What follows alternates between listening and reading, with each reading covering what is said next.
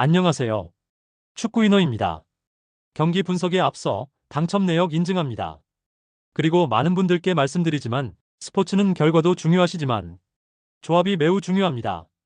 조합이 필요하신 분들은 아래 고정 댓글로 편하게 말 걸어주시면 무료로 공유해드립니다. 이번 달도 같이 대박 납시다. 홈팀 팔메이라스 포메이션은 3-4-3이며 비토르 호케는 전방에서 연계 플레이와 마무리 모두 가능한 전천후 자원이다.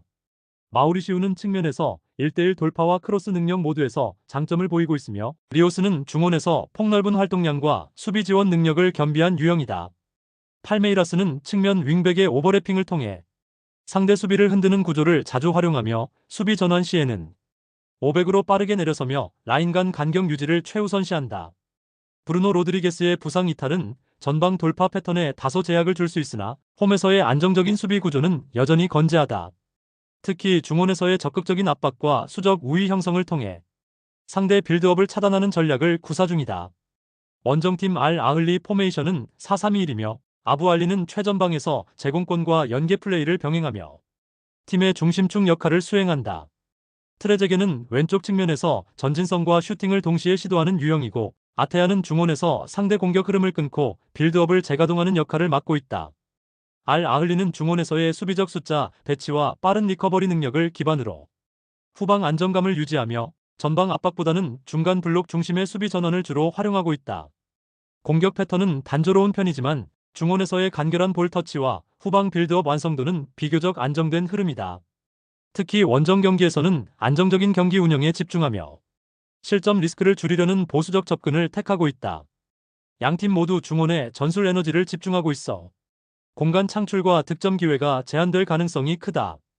공격보다는 안정적인 소유와 압박 구조를 우선시하며 흐름상 무득점 구간이 길어질 수 있는 매치업이다. 이번 경기는 서로의 장점을 상쇄하며 무승부로 수렴될 가능성이 높은 전개다. 홈팀 인터마이애미 포메이션은 4-2-3-1이며 수아레스는 박스 안에서의 존재감과 제공권 활용에 강점을 지닌 자원이다. 세고비아는 중원에서의 탈압박과 볼 전개 연결 능력에 안정감을 주며 메시는 전방에서의 볼 배급과 연계 중심으로 플레이를 전개한다. 하지만 수아레스와 메시 모두 경기 체력과 속도 면에서 전성기 시절과는 큰 격차가 있으며 최근 들어 순간 속도나 민첩성에 제한이 있는 모습이다.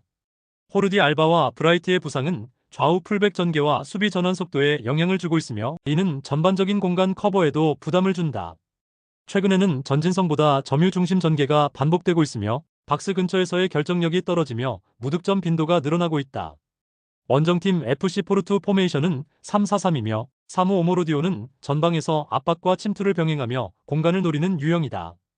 비에이라는 윙백 역할에서 전진성과 수비 전환을 동시에 수행할 수 있으며 베이가는 중원에서의 압박과 볼 연결 안정성에 기여하고 있다. 포르투는 견고한 3백 수비 라인을 중심으로 측면과 중원의 간격 유지가 뛰어난 팀이다. 그루이치와 사무엘의 부상은 중원과 수비 로테이션에는 영향을 줄 수 있으나 주전 중심 전술 조직력은 여전히 견고하다.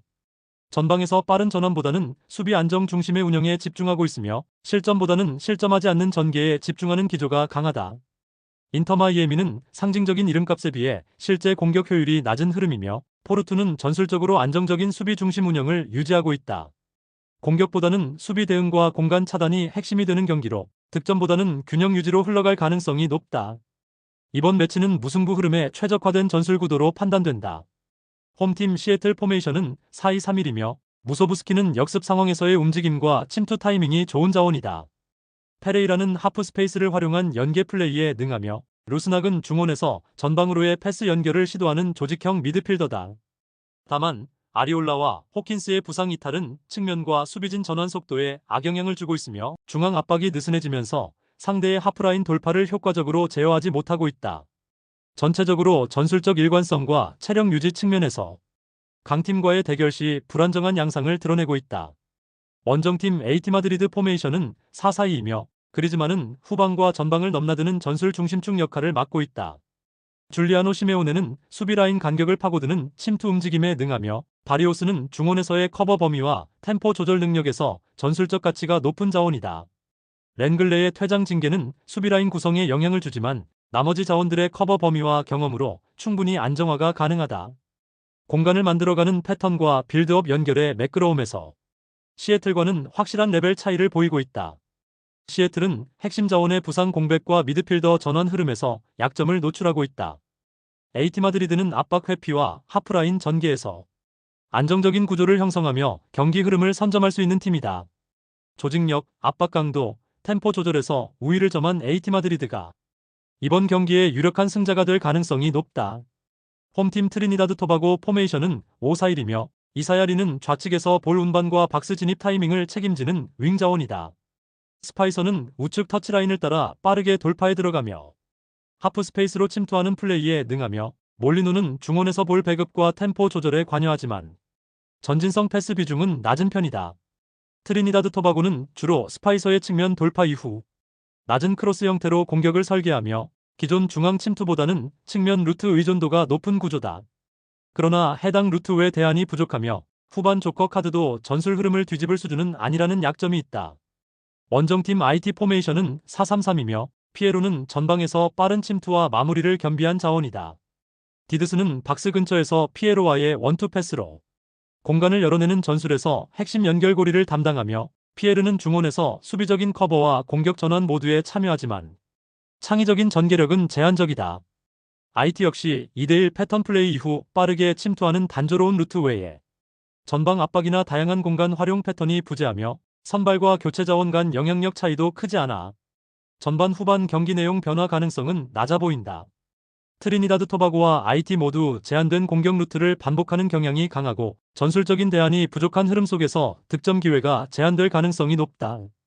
공격 완성도와 전술 변화 모두 제한적인 이 경기는 무득점 또는 저득점 흐름으로 이어질 수 있다. 홈팀 파리 생제르맹 포메이션은 4-3-3이며 곤살로 라모스는 박스 안에서의 위치 선정과 마무리 능력이 뛰어난 자원이다.